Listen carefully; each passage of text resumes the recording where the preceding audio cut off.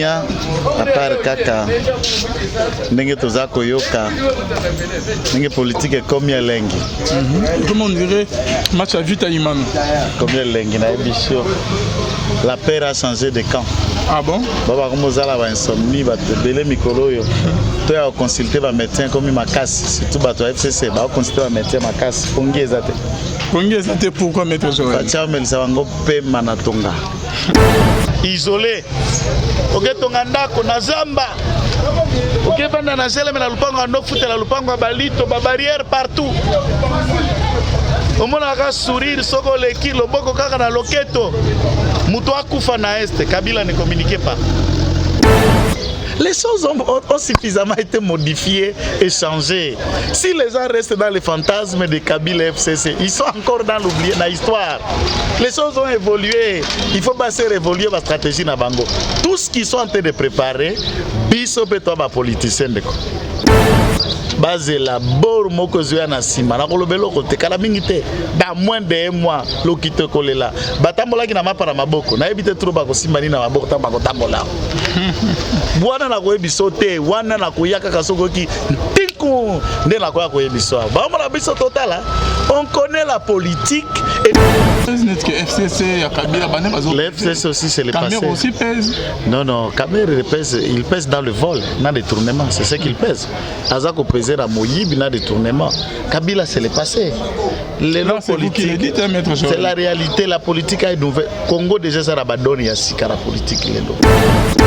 Merci na binonyo stubozo la nabiso bonzambe na bonzambe lola ezo futa simana to ya koloba kenzama boto kwa Yesu swapi.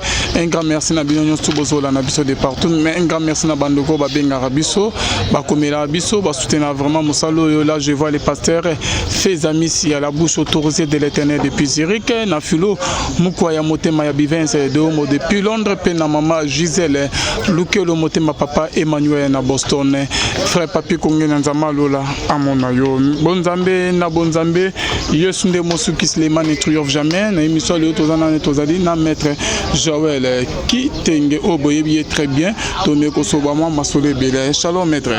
Oui shalom wende korangai. Bonjour santé. Santé za malamu, santé za kimia, apart kaka ndenge toza koyoka ndenge politique comme elengi.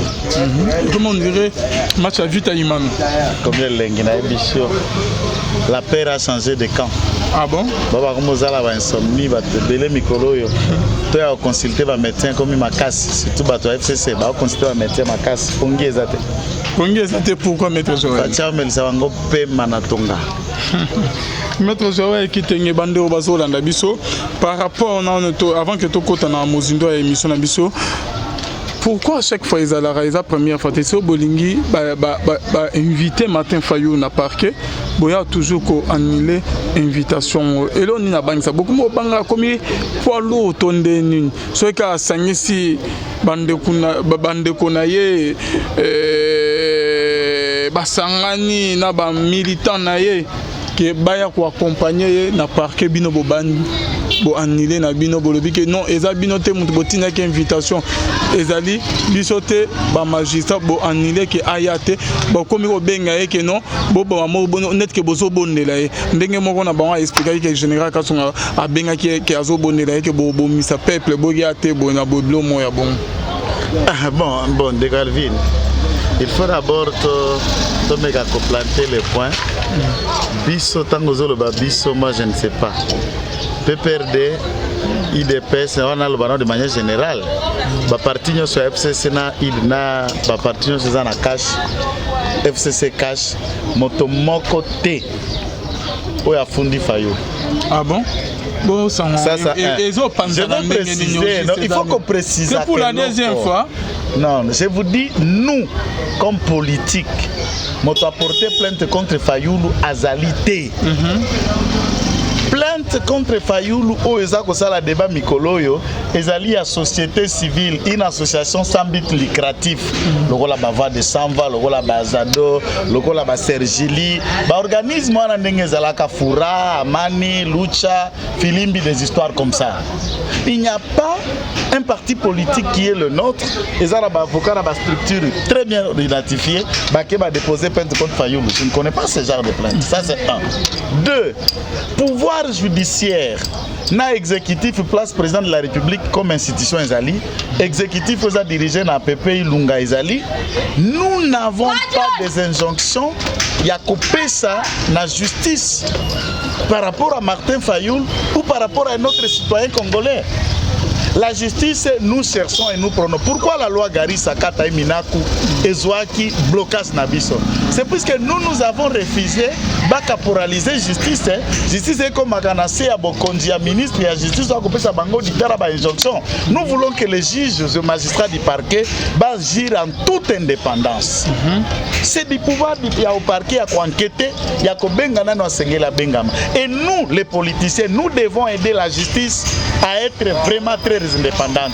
Comment par exemple, ce qui justice a émettre invitation pour Nayom Nani Alvin, pour Nangaï Kiteng, pour Namoutunios, tout Congolais, y compris le président de la République, peut répondre dans les règles et dans les manières prévues par la loi à la justice.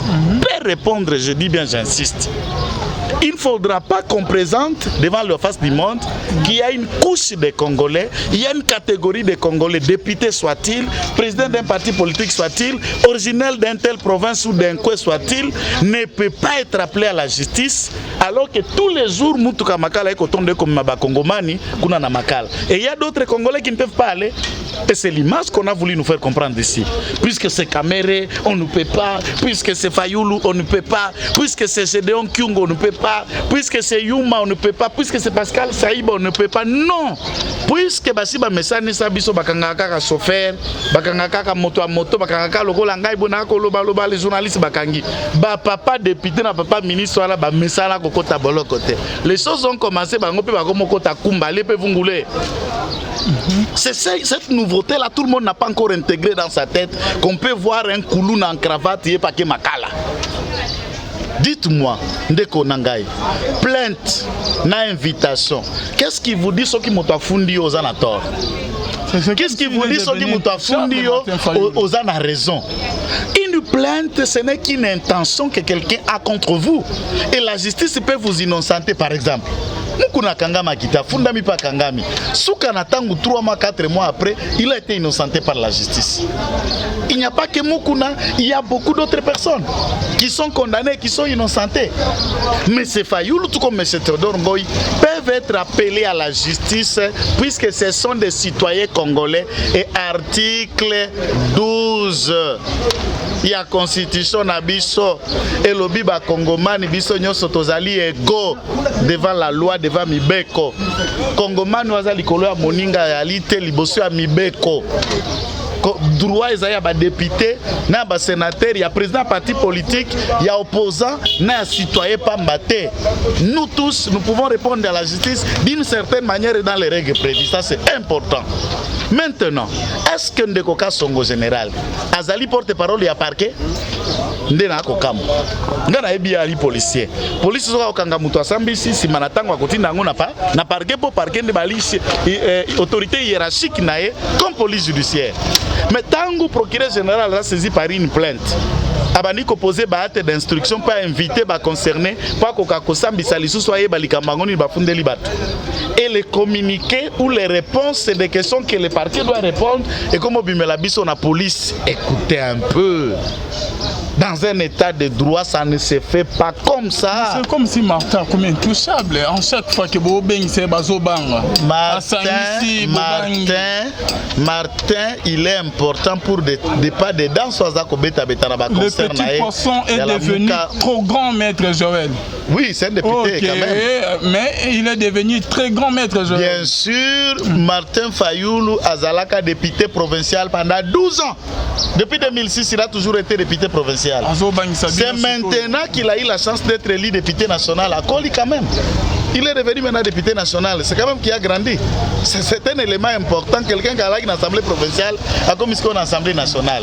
Tangu Katumbi, Nambemba Batiele Mwa Misolo, Nambongo Muzito Aibaka Nambuda, gouvernement comme ex-premier ministre, Batie Maboko, petit poisson Katumbi Oyo, Nani Menda Kalifiaka, et na continue leur vidéo, d'un petit souris naine qui est né en Suisse, Aeko Pumba na Mabaku, na Mapapu Lelo, a commis Peko Ganga, pourquoi? Puisque Babimaki na Mapek. Maintenant, il est en désaccord avec ma père géniteur naïe. Père géniteur naïe Katumbi Mbemba et les autres ne commencent pas à comprendre moi Gouana, il y a ba danse na ba public na ba podium moyo ndeko Fayulu akomi kozwa yango. Ces gens-là ne comprennent pas ça. Il faut voir yé azakoya kota kende ko kanga ma confinement na appartement de komoko na poto. Azongi tous les leaders noti Igwe azaka la kisasa. Mama bazai bazala kisasa omoni mutata moko na podium te ko yamba Fayulu. Même Ata Daniel Safa azako kwaka azalaka na podium te. Donc on sentir que la mouka dans l'idée originaire il y a fraction. Mais il faut comprendre. Pensez-vous comme bako ke na baguerre intellectuelle. Celle kaka kan luka na kingasani place bataban ndenge batelema ki batelemi bako sala ba Fayulu président dans ce pays. Et s'il faut parler en termes de communautés ou de blocs, ils sont combien pour faire des Fayulu président? Mais ils ne pèsent pas. Ils représentent rien. Ils représentent rien. Donc il ne faut pas qu'on dramatise. Fayulu, certes, Azali sous Fayulu a lobby à Mati poids. Mais s'il intègre, il pèse dans sa tête, dans sa conscience, mais il ne pèse pas dans la conscience de beaucoup de Congolais. Ah bon? Non, il pèse dans sa tête, dans la conscience. Des places à Zako peser.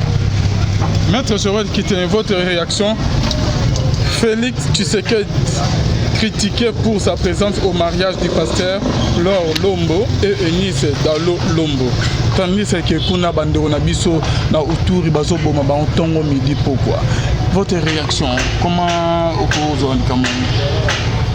Sikoyo, le Congo, président de la République est Nazako diriger Congo certainement. S'il y a des gens qui sont morts à Ituri, il faut qu'on demande au président de la République à Michembika. Ou s'il y a d'autres... Non, écoutez, je suis en train d'ajouter... Jusqu'à présent, Bozo Salelo, moi, je vais mettre Joël pour une solution. Je ne sais pas. Moi, je crois que ce que nous allons faire, c'est de s'organiser. Nayo, dans la voie céleste. Nous allons faire un tout, tout ça l'émission à Beni, tout ça l'émission à Butembo, tout ça l'émission à Bunya Toketambola. Et vous allez vous rendre compte, n'engé beaucoup relaté Makambana qui ça c'est bongo sur terrain. Il y a des morts à l'est. Il y a des groupes armés à l'est. La dernière incursion Zalakina na Bunya, il n'y a pas longtemps. Est-ce que c'est encourageant? Non. Est-ce que nous nous en félicitons? Non. Est-ce que le président de la République il a dit aux rebelles venez entrer? Non. Est-ce que pendant les 18 ans de Kabila, ces gens mouraient à l'Est? Oui. Pendant que le président est là, il n'a pas essayé de faire quelque chose pour limiter les morts. Il est en train de le faire. Il y a des morts, mais il y a moins de morts qu'avant. Maintenant, le moto a Koufi, moto a Bali, moto a Boti. Kenda mariage était puisque les Congolais étaient habitués à un président isolé. Ok, tonganda kona zamba. Ok, pendant la gel mais la lupango ando futa la lupango balito ba barrière partout. Omona ka sourire soko leki loboko kaka na loketo. Muto akufa na este, Kabila ne communiquait pas. Muto abela, il ne parlait pas. Vous ne le verrez pas. Il parlait quand il en avait les mots. Je sais que Kobangana Kolobezalaki c'était insuffisant. Il y a qu'à affronter les débats publics et il avait le frist. On ne peut pas lui en vouloir ça. Président Zakinois,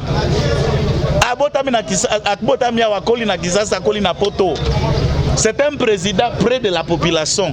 Oya Koufeli, président Ena Matanga. Vous avez vu beaucoup d'images à Matanga. Mariage, président Ena mariage. C'est un être humain assumant les hautes responsabilités. À travers le monde, il y en a ça. Les gens vont.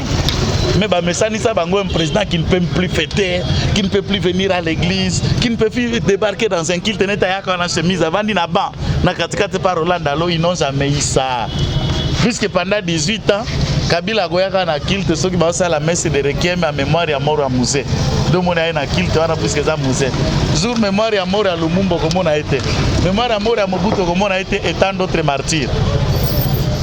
Félix sait aller dans un culte, il sait aller là où il y a le mariage et je ne vois aucun problème, c'est un faux débat. Parlons République, parlons des choses intéressantes et j'en appelle encore au président, tous les mariages qu'il y en a net jour, je voudrais vraiment président et à l'issous.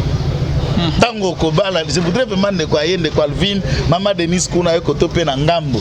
Et Kotika la mémorable photo de Kotango n'a entré à salon partout.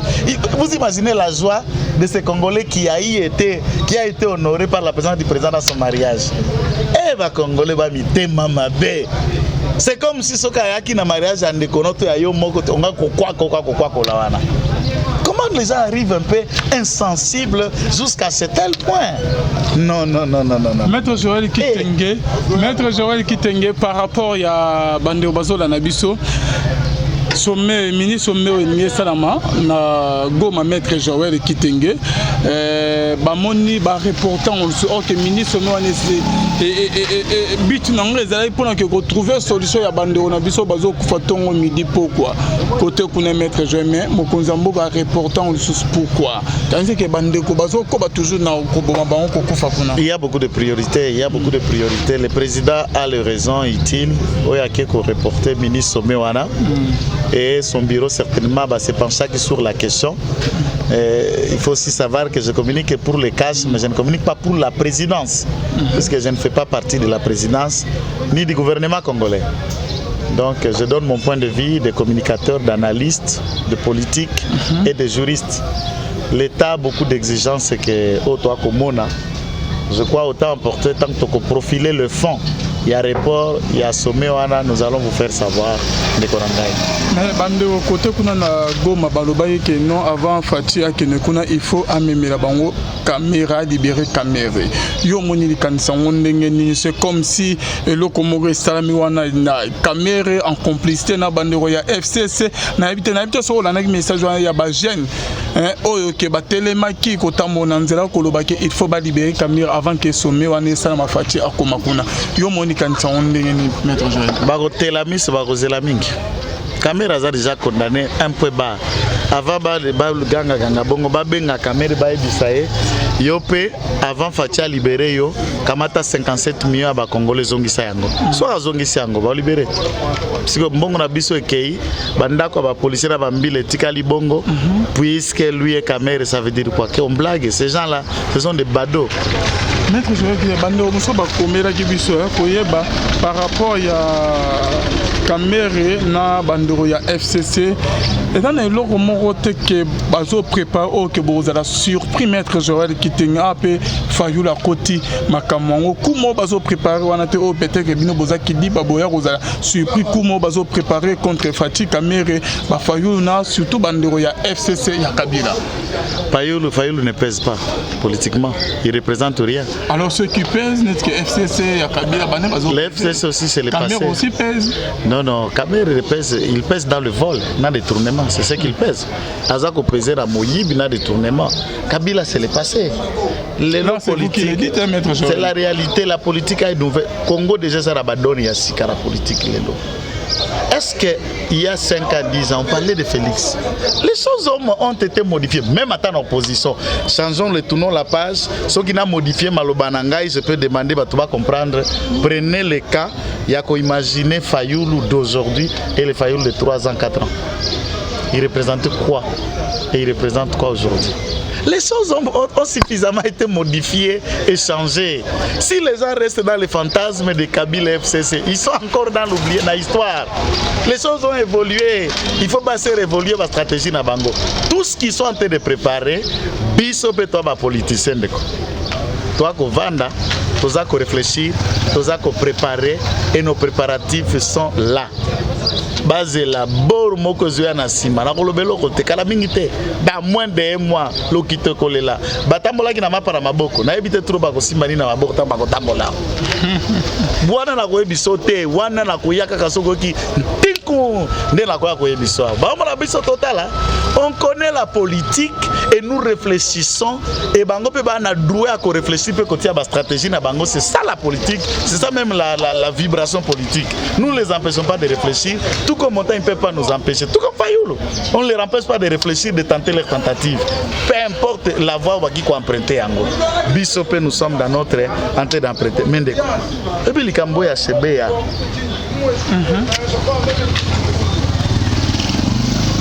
Nakumisi Nzambe tango bakeko kanga ndeko Christian Ngoy. Le major Wazalaki commanda bataillon ya troupe Simba. Et ça Kangami à son. Bien sûr. Transféré même ici. OK, l'État souvent Isengeli ndeko Christian Ngoy azalaki commandant ya unité bandako benga bango le Simba, une unité de police qui était formée comme une milice au sein de la police mais patronnée par ndeko John Numbi Yepe azalaka liboso milice na Jiferi. Et de quelle manière il est tombé dans l'armée, dans la police, à outil na FRDC, et on le fait partie de FRDC, Bouna Police, et il devient général 4 étoiles par la volonté de M. Kabila, alors que civil qu'il était. Ça, c'est un élément important. De cet élément important, Moutoua Zalaki, chef de l'exécution et de mission, il y a John Numbina Barmé Simbawana, c'était Christian Ngoy. Le major Paul Milamboué, fidèle auditeur, il y a la voix céleste. Sa famille est encore en Sénégal. Yemoko a réussi le deuxième mois, il a réussi à Kokota Belgique, il a payé droit d'asile, mais il a rapatrié dans une famille était à Dakar pour aller à Bruxelles. Hier, nous avons discuté avec lui. Il a promis de faire avec vous un direct à partir de Bruxelles, dans le numéro naïe. Vous discutez à l'objet na président de la République Boye. Sécuriser le retour naïe, après à Koseran. Pour condamner qui est par défaut na peine de mort. Mais Mouto va condamner peine de mort à l'objet d'accord, à répondre à la justice congolaise pour éclater vérité, conscience naïe à la tranquille pour la mort à Floribert Chebeya, na fidèle bazano azala qui chauffeur naïe. Il crie et nous avons fait attendre de savoir la ministre de la ministre des Affaires étrangères, na gouvernement belge pour que ba sécuriser ces derniers, ba permettre de retourner procès wana basala yango réouverture ya procès pour toyeba kufa ya Chebeya na ndenge mais voilà ce que Paul Milamboué nous relate ndeko nangai. Sommons ceux qui Paul Milamboué vous relate cette histoire. Pour Yazalaki commandant ce la sécurité à IG, inspection générale de la police aux Assima Palais du peuple, il y a un commandant sécurité. Comme John Numba Zalaka numéro 1 à police, il y a qui kobimawana na police té, ceux qui n'a numéro 1 à police à Keité. Il y a bando mamuta suga ceux qui général abimi, ndé akangi abimi point de numéro 1 à sécurité à ya bâtiment place wana. Mais yengoi Azalaki exécutant commandant bataillon le Simba au Bazalaki kotambola la cortège ya général John Numbi. Babengi Chebeya vani na salle d'attente. Paul Milamboué dit ceci. Chebeya a été na salle d'attente placée à Zalaki, Babengi, il y a zo surveillant na ba caméra. Puisque côté Azali pour la commandant sécurité, ne ba caméra de surveillance surveillaka IG mobile Zalaki na bureau à Major Paul Milamboué. Aïe place Chebeya Zalaki alobi au mer respect de Chebeya mokonzi alobi akoyamba lisusu na bureau te. Le rendez-vous tel que prévu, c'était prévu à Kendekoyambo na résidence nae. Je vais vous y conduire to kenda Kendekoyambo na résidence nae. Babimi, ce qu'on a Chebeya. Babima Milambo vous dit quoi? Je vais vous envoyer l'audio et le reste, j'ai ça au téléphone ici. Milamba Bimi et c'est Christian Ngoy Akamata Tieba sachet à vivre na Moutou. Alingi Chebeya basasha vivre na Moutou en plein bureau ya police ba menoté ba tie kraka en train de les conduire pour na kobima ko kendene na bureau où on va sortir et c'est dans le bureau de la police où on va lui étouffer avec un sachet il y a viva et il a fait l'arrêt cardiaque ndekufa na ezaliwana.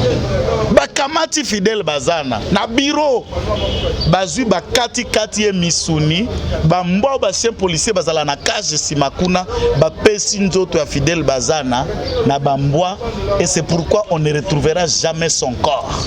Vous trouvez ça dans un état dans le bureau de la police. Ça c'est le témoignage de Paul Milambo. Mon cher,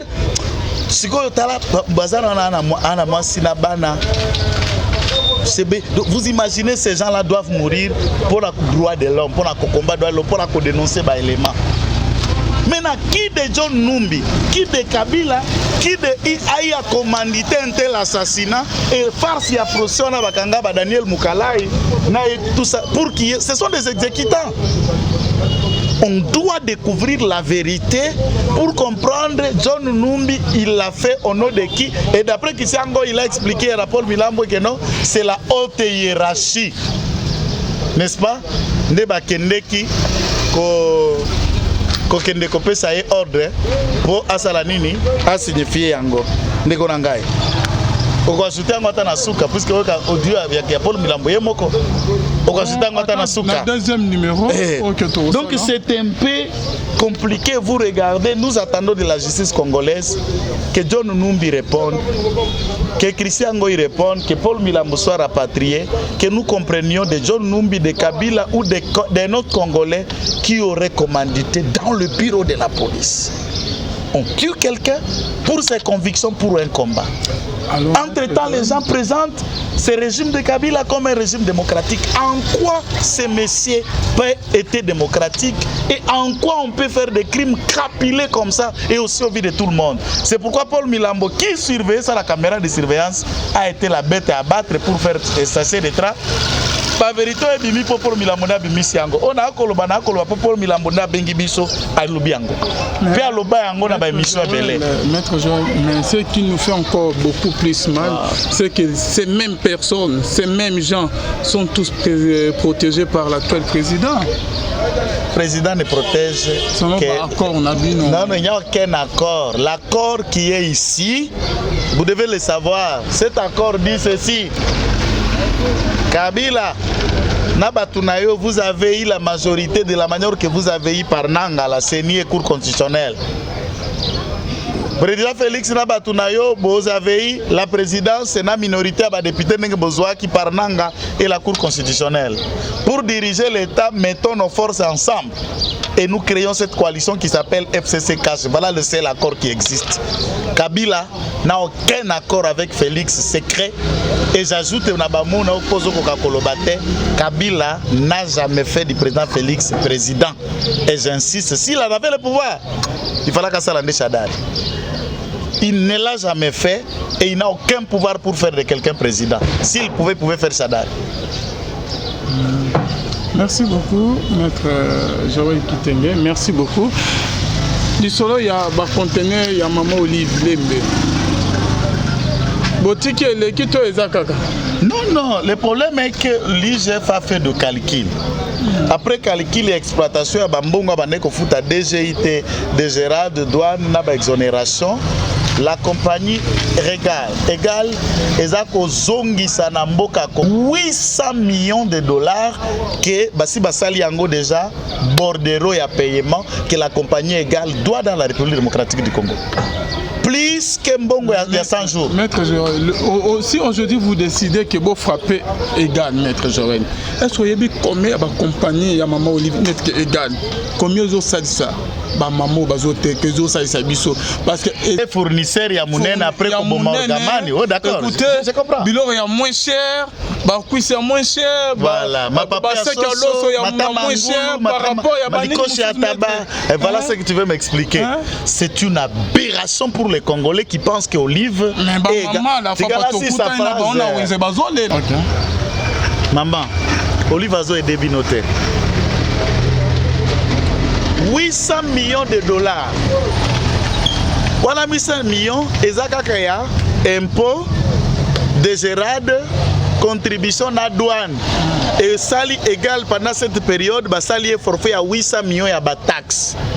oyo efa feta na état te po banda kosalela yango na mboka ezo comme mobala alaki président bazo kofuta te siko azosala bino na moins cher bomone mama malamu po ba maintenir bino na pouvoir bo dépendaka na ye entre temps c'est en retour azande ko voler bino puisque mbongo wana eza contribuable c'est l'argent des Congolais trésor public et c'est pour les besoins il y a ba secteur public il y a ba vie active il y a ba Congolais. Il ne vous aide pas. Il ne paye pas la douane, il ne paye pas l'impôt, il ne paye pas des différentes taxes. Et enfin, il dit, bon, on va vous donner un primo comme moindre et je vous aide. C'est quelle aide ça? Ça, c'est la sorcellerie de Gorangay. Ça, c'est la sorcellerie. C'est comme ça qu'on peut aider quelqu'un en le volant. Oko yibaye, et puis na simanango, comme il y a poukou, oko fula poko liaye. Maman, na mobile naye, doivent à l'État congolais 800 millions de dollars. Oui, 800 millions de dollars pour financer le projet. Kanisa banda koyo na ba saut de mouton. Projet à saut de mouton. Projet, il y a une maison préfabriquée à Jamal, 57 millions de dollars.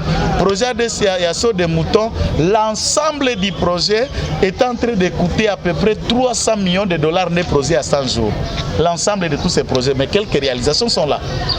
Mais 800 millions, tu sais, ça peut construire combien d'écoles au Congo? Combien d'universités? Et qui peut résoudre Makambo ya Bitumbato ya enseignant comment? Et là, ça peut aller dans le clan Kabila sous prétexte qu'on vous aide. Non. C'est le genre d'aide. Et c'est la maman Denise. Et c'est la nani. Vous exploitez les Congolais et en retour des miettes, vous faites des dons. On ne veut pas ça. On ne veut plus de ça. Merci Maître Joël Kitenge. Il y a Sangwe Panzana Geke. Un général rwandais a été arrêté à Ituri. Vous êtes au courant? Non. Est-ce que alors diplomatie ça bon diplomatie ça veut dire quoi? On les tue, c'est tout. Na expliquer le côté babomaye bazwa ko. Mais yango ezala bongo ke. Papa bazwa ko babomi bakamati ko bazongi sie na Rwanda bwaki yango. Yango ezala bongo suka bo batiki na liberté azongi na Rwanda ole ke ba cheminer ata awa na prison ya ndolo. Ba osani. Pas kangaya aya osamba na. Asamba ni n'a pas besoin, on connaît tout ce qui se passe à l'est. On n'a rien besoin. Toi la vérité toi ebi soute. Tout ce que les Rwandais font, tout ce qui se passe à l'est, on connaît. Donc la lelo ne bakamati mutu ya mutindo moko batumbi bazui mutune batiata na rompo moko na Goma. Donc par rapport à l'arrestation no yo pe solution ba bomaye. Il représente quoi pour les morts qui sont morts à l'est au Bango Bako Boma? Merci beaucoup Maître Joël Kitenge. Tozo comme on a souvent ya émission na biso ba moi question eza moi mingi bandero bazotinda. Maître Joël Kitenge mutuna pe mususeye par rapport ya ndenge balobai ke bako sécuriser docteur Mukwege suite na mo examen tilelo. Docteur Mukwege a le soutien de Maître Kitenge Joël. Na représenta Kaelo côté mais na représenta Kaka Makanisi ya Pamba. Moi c'est mes raisonnements, mes idées qui font de moi ce que je suis. Je ne représente ni millions, ni milliards, ni casture, ni quoi, mais ce sont mes idées. Et dans mes idées, je suis parmi des Congolais qui pensent un tribunal international pour la RDC Sengele Tiama. Et Ponde Komukwega Sengi tribunal à Mutindouana, Bolukele Liwa, nous disons non. Les gens qui travaillent avec les Rwandais et l'Ouganda pour faire plairer et tuer au Congo doivent répondre de leurs actes. Et il faut qu'il y ait une institution internationale qui nous aide pour que justice soit salement. Et nous demandons encore au président de la République de faire tout son possible pour nous sécuriser davantage. S'il faut qu'il y ait des drones na Panzi et circuler pour la sécurité de cette icône, le symbole d'une lutte et d'un combat.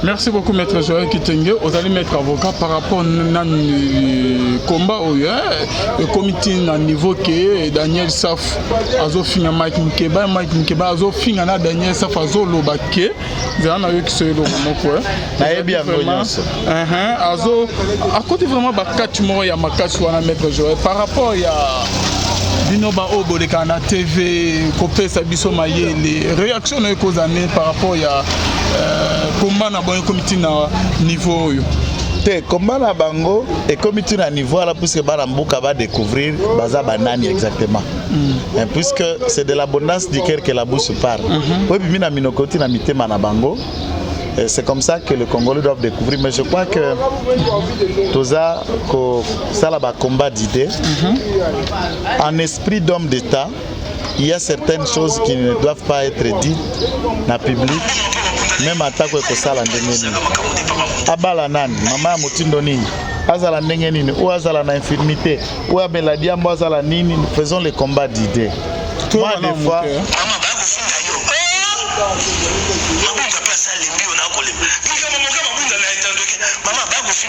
oui, viens honorable Daniel. Mabunda pas mais c'est pour kabaming te soit pression lelo le kisele ya tapo somisa. Yeso apesi lelo mikoni bale simazo. Mabunda ça baye yo. Oh, so quoi côté na kabila Mabunda tote bien regardez moi ces députés qui crient là-bas à la télé, regarde comment là où il y a pas. Mabunda te mama ba go finga yo. Mama ba go finga yo. Au prix nanda go pas pour $1500 et tu viens m'attaquer à la télé tu vois. Tu rigoles ou quoi? Voilà, alors Jeannette, qui m'a dit que c'est Jeannette qui lui a donné les postes à la commission, à la sous-commission, une sous-commission de la commission de défense? Qui m'a dit que c'est Jeannette qui a donné les postes à Daniel Safou? Tu sais qui m'a dit? Qui m'a dit que mon top ça, Daniel Safou poste la sous-commission à Jeannette. Tu sais qui m'a dit ça? Daniel Safou. Pour la Zagali, mon sous-so malais, les Algos, pour gâter ma cambonne à ma belle, ça pour vendre moi mon petit long. Il est comme ça. Parce qu'il pense que on est normal. Et dans moi, il a fini dans moi, c'est que Daniel Safou a balayé qui moi, ça Mukono il y a 15 ans, à Kotaki Mario, Bamakambo Ebele qui a zamon na Moussala, il y a Jeannette, Kabila, il y a Janine, nous sommes à mettre Joël Kitenge. Au comme on a un bosoto, nous sommes à secret quand même. Il y a entre Baninga, Bako, il y a Robinson, Liboso, il y a télévision, Boété par rapport, il y a Bakomba politique na bango.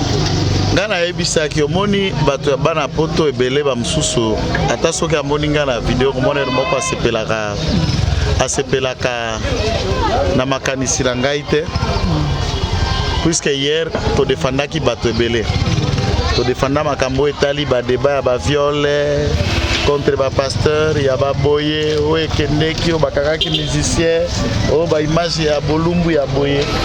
Après un moment, j'ai réfléchi en tant que chrétien, en tant qu'intellectuel, en tant que politique, dans le but tout banda ba débat à valeur, tout banda makanisi à république, tout palolana à une certaine limite, nous débattions l'État, que tout côté la analyse ou ekoki kosunga mboka te. Ça c'est mon combat maintenant. Tu te souviens même tant que tu sois là qui m'a camboé là qui moi sur un école babota dans l'excitement ma réponse. Des gens qui utilisent la télé pour ridiculiser les autres, pour réduire les autres. Moi je pense que la télé n'a pas argument, n'a pas idée. Place mutaliaka, o mutalalaka, kota kende ki yota village ngana uta poto, ça sont des débats à futilité, ça n'aide personne.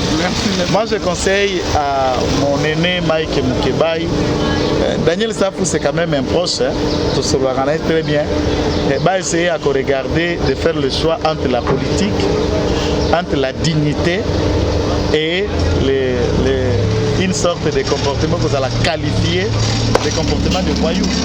Il faut passer la choix entre les deux. Merci. Et s'ils sont vraiment intellectuels et bazaba député, homme d'État, ils sont à la part des choses, essayer d'oublier ça et d'avancer pour la République. Maître Joël, votre numéro de contact est Malobaya Souba. Numéro de contact Ezali plus 243 99 119 34 33 plus 243 99 119 34 33 nde lilobalanga ya suka yango wana na présenter mes condoléances na mabota nyonso bakufeli na loja na Sankuru pa ya milice entretenu par certains hommes du FCC bazalelo na ba député bazalaki lo ba ministre. Je présente mes condoléances à ces familles. Nabo bakufi na Bunya, nabo bakufi na Beni, na ba incursion nyonso à l'est. Que Dieu de paix vous console. Les combats et celle la lutte va nous libérer des oppresseurs et leurs commissionnaires ici au pays. Merci. Merci beaucoup Maître Joël. Merci na bande oignon tout balanda biso du début jusqu'à la fin. Merci na Johnny Kamanda za ma caméra. Merci na binonyon tout. Bonzambe na bonzambe Lola ezofuta simana to ya ko bakenzama boto kwa Yesu comme c'est toi la prochaine. Bye. Ya sangwe panzana ke un général rwandais a été arrêté à Ituri. Babo Maït. Vous êtes au courant? Babo Maït. Non. Est-ce que alors diplomatie ça bon diplomatie ça veut dire quoi, on les tue c'est tout. Na expliquer le côté Babo Maït mais yango ezala bongo ke papa bazwa ko babo mi bakamati ko bazongi sie na Rwanda bwaki yango yango ezala bongo suka bo batiki na liberté azongi na Rwanda oleke ba cheminer ata awa na prison ya ndolo pas osani pas kanga aya osamba na samba ni n'a pas besoin, on connaît tout ce qui se passe à l'est, on n'a rien besoin, la vérité to ebi soute tout ce que les Rwandais font, tout ce qui passe à l'est on connaît odo kozela lelo ne bakamati mutu ya mutindo moko batumbi bazui mutu ne batiata na rompo moko na Goma. Non par rapport à arrestation no yo pe solution ba bomaye. Il représente quoi pour les morts qui sont morts à l'est au bango ba ko Boma. Merci beaucoup maître Joël Kitenge. Tozo comme on a souvent ya émission na biso ba moi question eza moi mingi bande bazo tinda maître Joël Kitenge mutuna pe mususeye par rapport ya ndenge balobai ke bako sécuriser docteur Mukwege suite na mo examen tilelo. Docteur Mukwege a le soutien de maître Kitenge Joël. Na représenta kaelo côté mais na représenta kaka makanisi ya pamba. Moi c'est mes raisonnements, mes idées qui font de moi ce que je suis.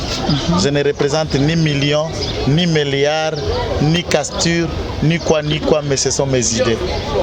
Et dans mes idées, je suis parmi des Congolais qui pensent un tribunal international pour la RDC Sengele Tiama. Et Ponde Mukwege Sengi tribunal à Mutindouana, Bolukele Liwa, nous disons non. Les gens qui travaillent avec les Rwandais et l'Ouganda pour faire plairer et tuer au Congo doivent répondre de leurs actes. Et il faut qu'il y ait une institution internationale qui nous aide pour que justice soit salement. Et nous demandons encore au président de la République de faire tout son possible pour nous sécuriser davantage. S'il faut qu'il y ait des drones na Panzi et circuler pour la sécurité de cette icône, le symbole d'une lutte et d'un combat. Merci beaucoup maître Joël Kitenge. Vous allez mettre avocat par rapport au combat au comité à niveau que Daniel Saf azo finga Mike Mukeba azo finga na Daniel Saf azo lobake zana yo kiso lo moko na yebi angonyonso azo à côté vraiment ba catch mo ya makatch wana maître Joël par rapport ya Binoba Oboleka na TV kopesa biso maye les réactions na cause amener par rapport ya combat na bon comité na niveau yo te combat na bango et comité na niveau là puisque bana mbuka va découvrir baza banani exactement puisque c'est de l'abondance du cœur que la bouche parle oui puis na minokoti na mitema na bango. C'est comme ça que les Congolais doivent découvrir. Mais je crois que Toza, ça là, combat d'idées, en esprit d'homme d'État, il y a certaines choses qui ne doivent pas être dites dans le public, même en tant que ça là ndengeni. Abala nani, mama mutindo nini, azala ndengeni, ou azala na infirmité, ou abeladia mo azala nini, nous faisons les combats d'idées. Moi des fois.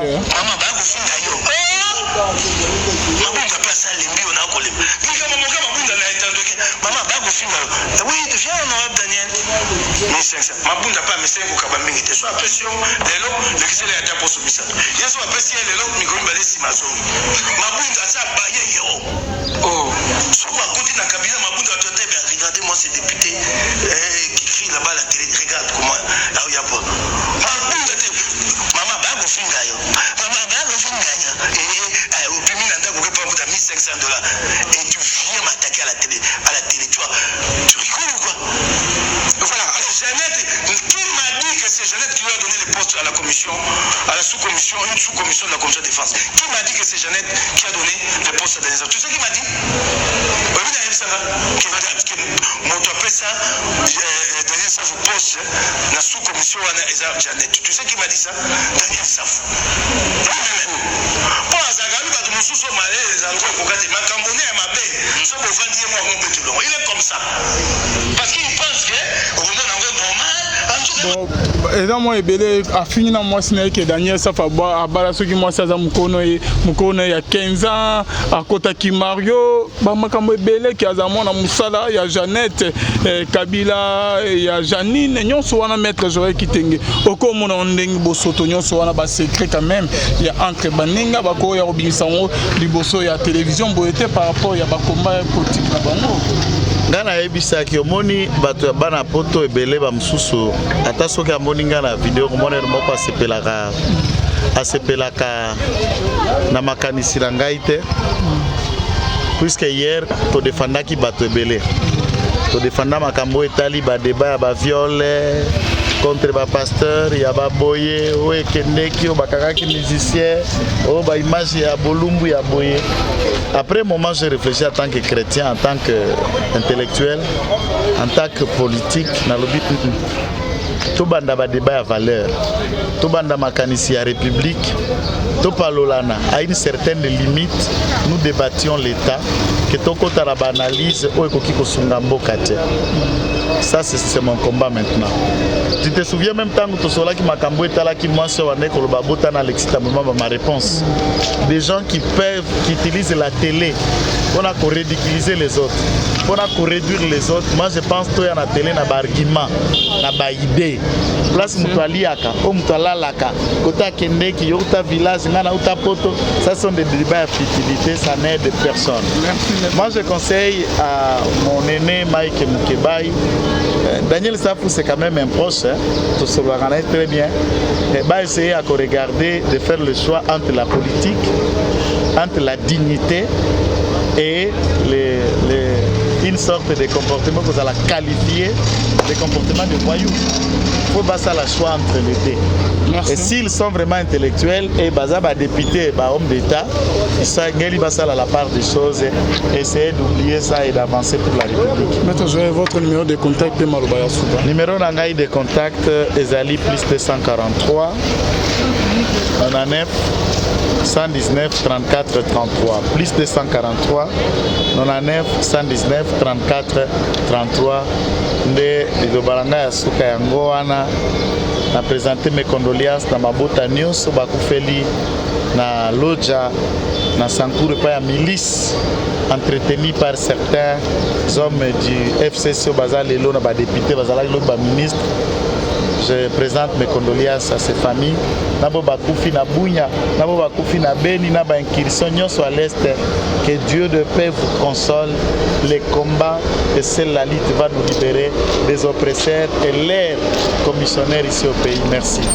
Merci beaucoup Maître Joël. Merci na bande union tout balanda biso du début jusqu'à la fin. Merci na Johnny Kamanda za ma caméra. Merci na Binonion tout. Bonzambe na Bonzambe Lola ezofuta simana onto ya ko bakenzama boto kwa Yesu comme c'est toi la prochaine. Bye.